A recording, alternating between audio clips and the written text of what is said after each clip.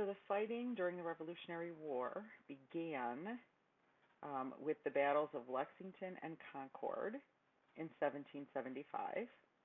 And then the last major battle of the war was at Yorktown, and that was in October of 1781. And that is where General Cornwallis actually surrendered.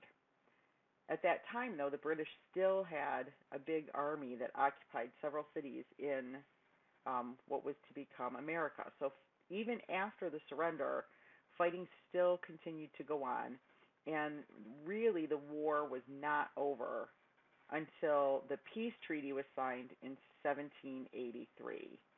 So 1781 is when they surrendered, but 1783 is when there was a peace treaty that was actually signed. So that was 2 years after the surrender until the war was actually over. The treaty didn't end it, though. There were still a lot of things that needed to be decided. So even though the British were defeated, we still had to overcome some serious challenges as far as getting our new nation off the ground.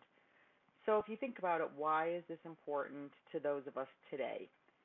After we got our independence, then we had to try and create our government, a government that was strong and could protect the new country, while at the same time didn't infringe on the rights of the individuals.